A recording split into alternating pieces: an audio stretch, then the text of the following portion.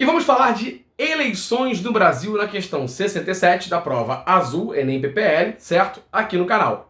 E aí, obviamente, não se esquece, tá? Se inscreve, compartilha, ativa o sininho, aquele papo de sempre, pra gente poder cada vez mais atingir alunos que estão a fim de estudar ou que simplesmente gostam de história. Tranquilo? E aí, vamos a mais uma questão agora. Abraço.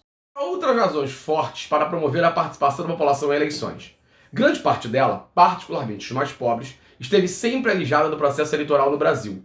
Não somente nos períodos ditatoriais, mas também nos democráticos. Na eleição de 1933, por exemplo, apenas 3,3% da população do país votaram.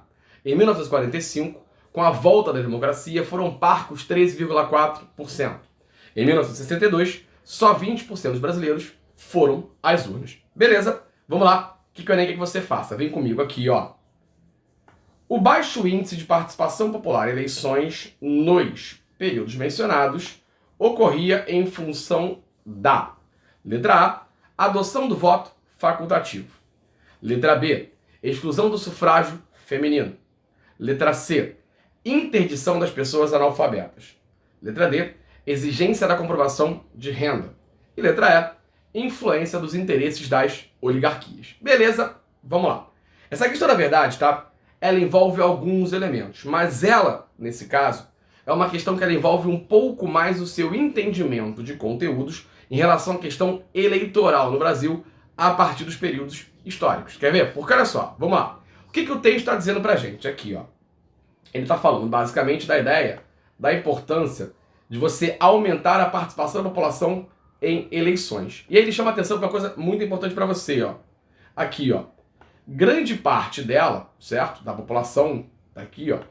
Particularmente os mais pobres, esteve sempre alijada do processo eleitoral no Brasil. E ele vai dizer que não somente nos períodos ditatoriais, mas em várias fases da história do Brasil, como em 33, 45 e 62. Tudo bem, então olha só. O texto fala pra gente que você tem uma participação pouca de uma população mais pobre, principalmente, nas eleições brasileiras. E ele quer que você diga qual é a razão disso. E por isso que eu estou dizendo para você que entender como funcionam as constituições brasileiras e o sistema eleitoral fazem você matar essa questão muito fácil. Quer ver? Porque olha só, a letra A fala para você de adoção do voto facultativo, ou seja, o voto não ser obrigatório. E isso não rola no Brasil, beleza? Desde que você tenha a ideia da Constituição, e aí eu vou pegar a parte republicana, que é o que ele está trabalhando, o voto, ele é obrigatório. Você não tem um voto facultativo na história do Brasil, beleza? Tô pegando essa fase aqui pra gente. A letra B, ele fala de exclusão do sufrágio feminino. Ou seja, o que seria o sufrágio feminino? Seria a ideia do direito de voto da mulher.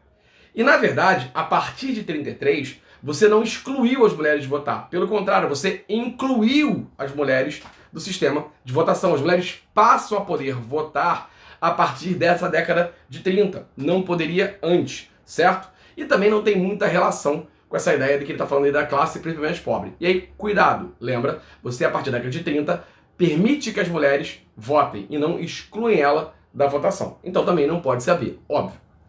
Interdição das pessoas analfabetas. E esse é um ponto chave, certo? Você tem a proibição. Analfabetos não podem votar nessa fase da história. Você proíbe os analfabetos, beleza? Isso fica claro pra gente ter quando ele fala, por exemplo, assim, ó, particularmente os mais pobres, que é uma gama da população, durante muito tempo, analfabeta no Brasil.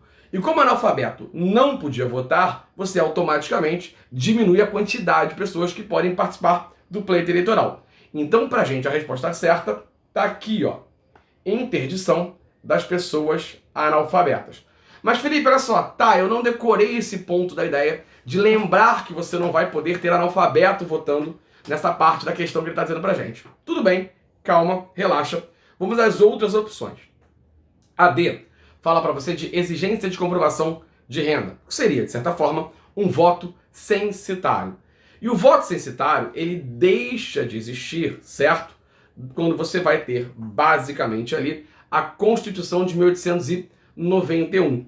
Você tinha um voto censitário durante a fase imperial do Brasil. Com a proclamação da República e a Constituição de 1891, o seu voto passa a ser um sufrágio universal, certo? Classicamente nessa fase, masculino. E o próprio texto fala assim, ó, grande parte dela, particularmente os mais pobres. E aí você pode se deixar entender Pela ideia de que, peraí, se grande parte da população mais pobre não vota, isso quer dizer que a renda, certo, é um fator preponderante para o direito de voto. Cuidado, não é. Com a proclamação da República, renda deixa de ser uma condição para que você vote, tudo bem? E a letra E, ele fala de influência dos interesses das oligarquias, certo? E aí, pelo contrário, para a oligarquia é muito interessante que você tenha pessoas votando muito por conta de uma estrutura conhecida como voto de cabresto, certo? Tanto que isso é uma coisa muito normal, principalmente, tá? Existe até hoje. Mas principalmente na fase na qual as eleições elas são abertas, a votação ela é aberta, o voto é aberto, você vai fraudar criando mecanismos ali, como por exemplo, fraudar certidões de nascimento, certo? Ou fazer com que analfabetos consigam comprovar que são alfabetizados simplesmente assinando o seu nome, toda uma ordem ali de uma oligarquia, de um coronelismo baseado num voto de cabresto, a quem interessa, óbvio, o seu maior colégio eleitoral. Beleza? Questão que, na verdade, o conteúdo ele era fundamental para você. Entender como funciona o sistema eleitoral brasileiro fazia você matar essa questão. Beleza? Abraço e até qualquer dia.